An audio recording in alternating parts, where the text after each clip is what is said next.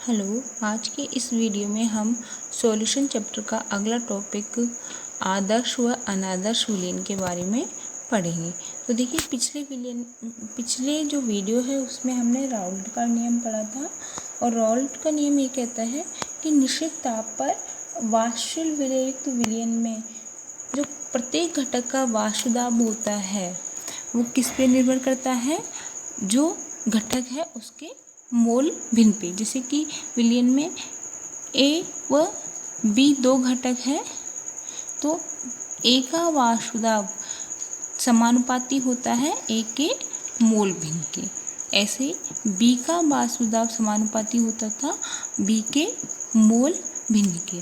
तो ये तो था रावले का नियम, और इसी रावले के नियम के आधार पे जो विलयन है उनको दो भागों में बांटा गया है। एक तो है आदर्श विलयन और दूसरे हैं अनादर्श विलयन। अब आदर्श विलयन का मतलब है वे विलयन जो समस्त ताप व सांद्रता पर रावले के नियम का पालन करते हैं वे कहलाएंगे आदर्श विलयन, और जो समस्त ताप और सांद्रता पर रावले का नियम का पालन नहीं करते हैं उन्हें अपन बोलते हैं अनादर्श विलयन। तो हम एक एक करके दोनों को देखेंगे, आइए देखते हैं। देखिए, आदर्श विलयन व अनादर्श विलयन, हमसे जो पेपर में जो प्रश्न पूछा जाता है वो ज़्यादातर इन दोनों ही विलयनों में अंतर के रूप में पूछा जाता है कि आदर्श विलयन व अनादर्श विलयन में अंतर बताइए। तो हम दोनों को अंतर के रूप में ही पढ़ेंगे।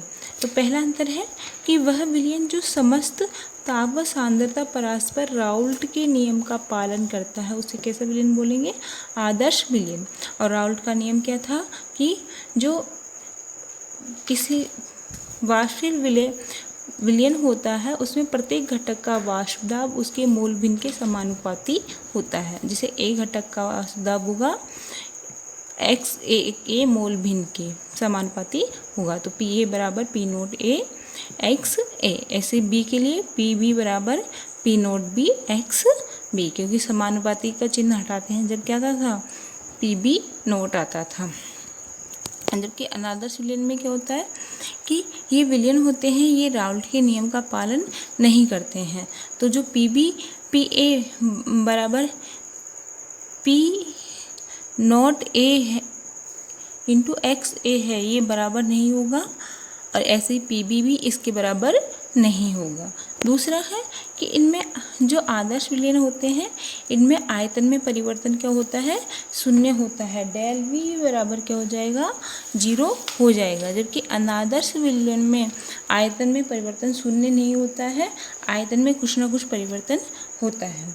अगला है कि जो आदर्श विलयन होते हैं उनमें विलय और विलायक के मिश्रण में ऊष्मा का न तो अवशोषण होता है न ही उत्सर्जन होता है, अर्थात जो एंथैल्पी में परिवर्तन होता है वो भी क्या होता है, शून्य होता है।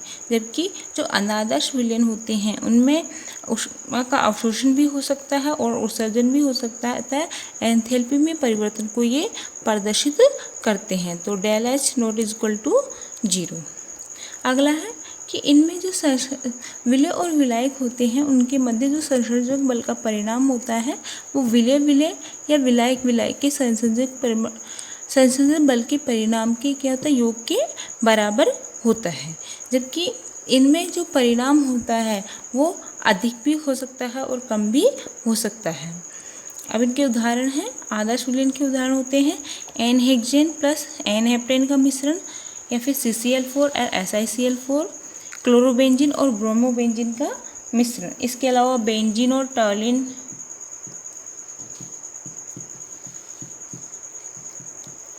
टोलुइन का मिश्रण भी इसी के अंतर्गत आता है। एथिल क्लोराइड एथिल ब्रोमाइड का मिश्रण हो, या फिर 1 क्लोरो ब्यूटेन 1 ब्रोमो ब्यूटेन का मिश्रण, सब आदर्श विलयन के अंतर्गत ही आते हैं। अनादर्श विलयन के उदाहरण है मेथनॉल और जल, एथेनॉल और जल, मेथेनॉल और CCl4, इसके अलावा क्लोरोफॉर्म व एसीटोन।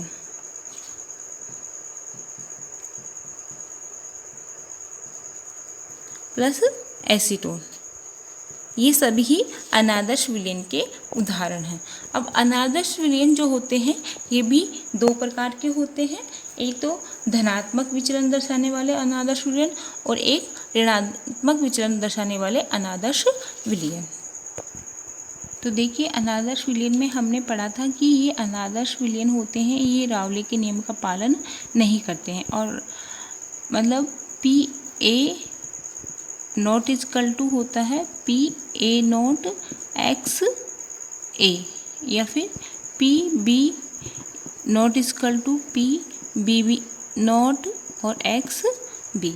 मतलब ये पी ए है, ये इसके बराबर नहीं होगा, ये इससे या तो कम भी हो सकता है या इससे अधिक भी हो सकता है, पर इस मान के बराबर नहीं होगा। ऐसे जो पी है इसका मान भी इससे कम भी हो सकता है या इससे ज़्यादा हो सकता है, पर इसके बराबर नहीं होगा।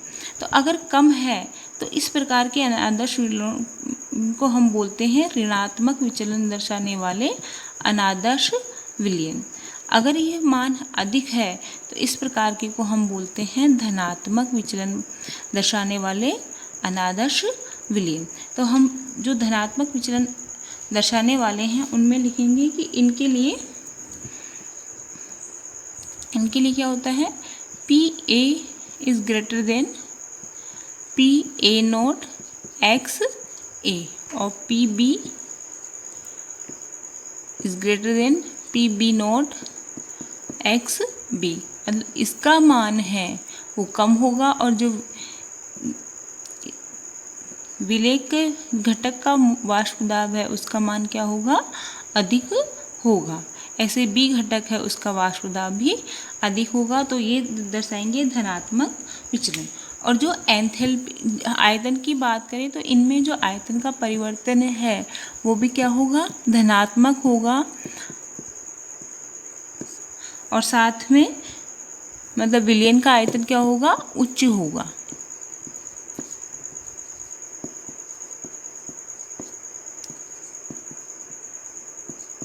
और जो एंथैल्पी में परिवर्तन है वो भी कैसा होगा, धनात्मक पाया जाएगा। धनात्मक विचलन दर्शाने वालों में एंथैल्पी में परिवर्तन और आयतन में परिवर्तन कैसा होगा, धनात्मक ही भी होगा। इनके उदाहरण देखें तो इनके उदाहरण हैं धनात्मक विचलन दर्शाने वाले के मेथेनॉल और जल, मेथेनॉल और CCl4, कार्बन टेट्राक्लोराइड, एथेनॉल और जल, एसीटोन और एथेनॉल और एसीटोन और कार्बन डाइसल्फाइड। तो ये सारे उदाहरण हैं धनात्मक विचलन दर्शाने वाले अनादर्श विलयन। अब हम पढ़ेंगे ऋणात्मक विचलन दर्शाने वाले अनादर्श विलयनों के बारे में। तो देखिए इनमें जो प्रत्येक घटक है उसका वाष्प दाब रावली जो नियम द्वारा निर्धारित किया गया है उसके वाष्प दाब से क्या होता है, कम होता है, पी कम होगा इससे। ऐसे ही पी उसका मान भी कम होगा पी नॉट एक्स बी से। साथ ही इनमें जो आयतन में परिवर्तन है उसका मान कैसा होगा, ऋणात्मक होगा। अर्थात विलयन का आयतन है वो इस बार कैसा रहेगा, निम्न रहेगा।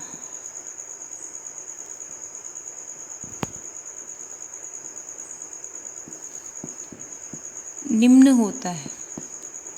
साथ में जो एंथैल्पी में परिवर्तन है वो भी ऋणात्मक ही होगा। अर्थात ऊष्माक्षेपी प्रक्रम होगा, ऊष्मा बाहर निकलेगी। इनके उदाहरण हैं क्लोरोफॉर्म। परीक्षा में ज़्यादातर उदाहरण ही पूछे जाते हैं इनके। धनात्मक और ऋणात्मक में से क्लोरोफॉर्म व एसीटोन, जल और HCl हाइड्रोक्लोरिक अम्ल का मिश्रण, एसीटोन और एनिलीन का मिश्रण,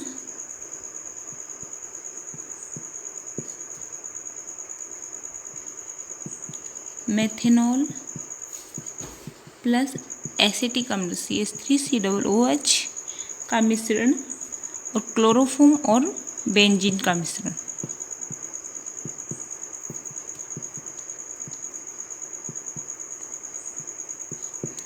तो ये सभी ऋणात्मक विचलन दर्शाने वाले अनादर्श विलयन। अब हम पढ़ेंगे स्थिर क्वाथी मिश्रण। तो देखिए, दो या दो से अधिक अवयवों का ऐसा मिश्रण जो अवयवों के संगठन को प्रभावित किए बिना एक ही ताप पर आश्रित होते हैं, स्थिर क्वाथी मिश्रण कहलाते हैं। जैसे कि ए, बी और सी, ये तीन अवयव हैं और इनका अपन ने मिश्रण बना लिया।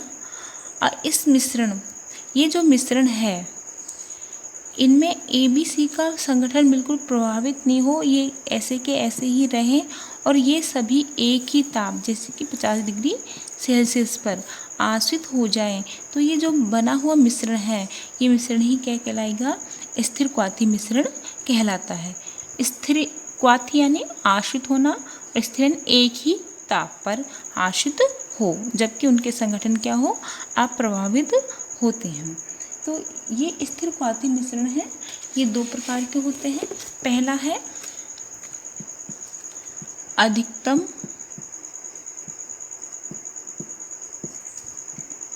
वाष्पदाबी व निम्नतम क्वथनांकी।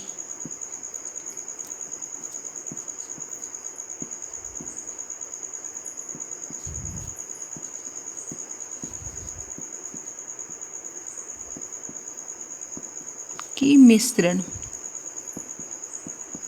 अधिकतम वाष्पदाबी व न्यूनतम क्वथनांकी मिश्रण। इसमें जो मिश्रण का स्थिर क्वथनांक है, उसके किसी भी अवयव के क्वथनांक से क्या होता है?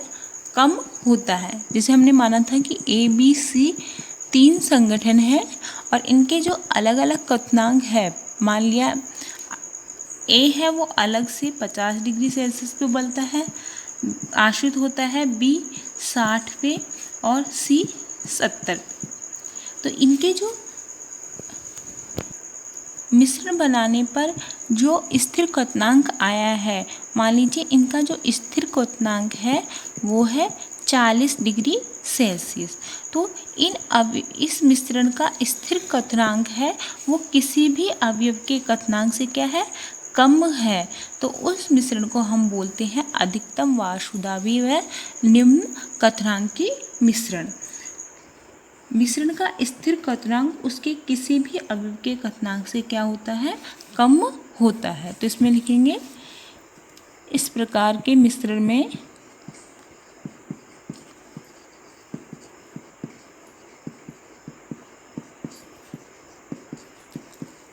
मिश्रण का स्थिर क्वथनांक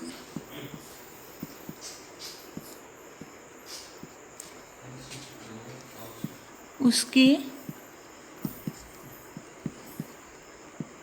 किसी भी अवयव के क्वथनांक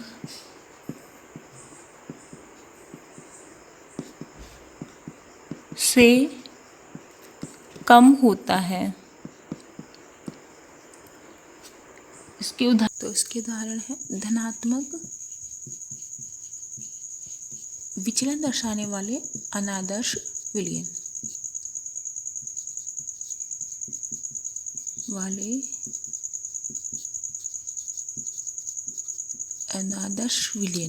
सभी इसी के अंदर आएंगे। जैसे कि एथेनॉल व जल का विलयन है वो, या फिर एथेनॉल साथ में क्लोरोफॉर्म को मिला दे तो इसका विलयन भी इसके अंदर ही आएगा। अगला है स्थिर क्वाथी मिश्रण में ये तो था अधिकतम वाष्पदाबी निम्नतम क्वथनांकी मिश्रण। अब इसका उल्टा निम्नतम वाष्पदाबी व अधिकतम क्वथनांकी मिश्रण। तो देखिए इस प्रकार के मिश्रण में क्या होगा, मिश्रण का जो स्थिर क्वथनांक है वो अवयव के क्वथनांक से क्या होगा, अधिकतम होगा।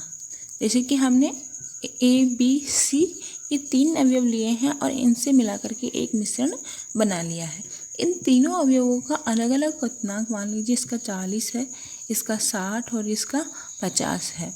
तो इन जब ये विलयन बनाएंगे तो इस विलयन का क्वथनांक हो गया 80। ये अपन ने मान लिया कि इसका क्वथनांक कितना है, 80 है। तो मिश्रण का स्थिर क्वथनांक तो कितना है, 80 है, और अवयव का स्थिर क्वथनांक अलग अलग कितना है, इतना है। तो ये जो मान है वो इन तीनों के अलग अलग मान से क्या है, अधिक है। तो मिश्रण का स्थिर क्वथनांक इस बार क्या होता है, अधिकतम होता है अवयव के अलग अलग मानों। तो इसकी परिभाषा हम इस प्रकार लिखेंगे कि इस प्रकार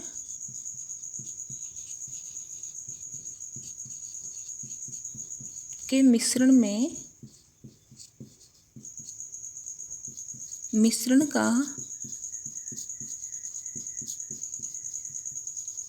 स्थिर क्वथनांक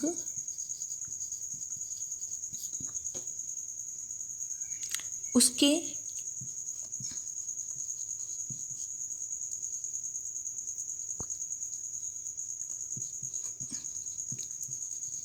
किसी भी अवयव के क्वथनांक से अधिक होता है।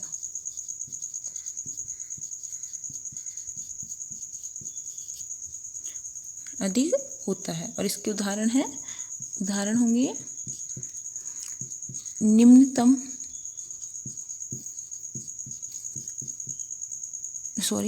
इसके उदाहरण है ऋणात्मक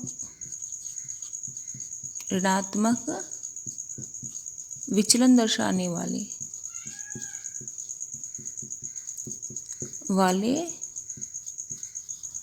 अनादर्श विलयन।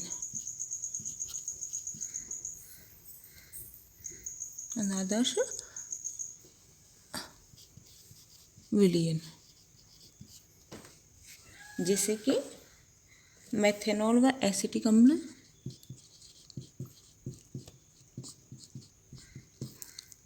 इसके अलावा भी जितने भी ऋणात्मक विचलन दर्शाने वाले विलयन हैं वो सब इसके उदाहरण है। तो देखिए इन परिभाषाओं को कैसे याद रखेंगे हम, अधिकतम वाष्पदाबी और निम्नतम क्वथनांक की। तो हमें ये याद रखना है इसमें कि 2 बातें याद रखनी है, एक तो स्थिर क्वथनांक है और अवयव का क्वथनांक। पहला वाला है जो निम्नतम क्वथनांक की है, उसमें स्थिर क्वथनांक है वो अवयवों के क्वथनांक से क्या होगा, कम होगा, क्योंकि यहाँ क्या है, निम्नतम का अर्थ क्या होता है, कम। तो अवयव के क्वथनांक से कम। यहाँ पे है अधिकतम क्वथनांक की, मतलब जो स्थिर क्वथनांक है वो उसके अवयव के क्वथनांक से क्या होगा, अधिक होगा। इनके उदाहरण हो जाएंगे धनात्मक, अधिकतम से अपन ले लेंगे धनात्मक विचलन दर्शाने वाले, और यहाँ पे निम्नतम वाष्पदाबी है मतलब ऋणात्मक विचलन दर्शाने वाले। तो ये हमारा टॉपिक था आदर्श व अनादर्श विलयन व स्थिर क्वथी मिश्रण।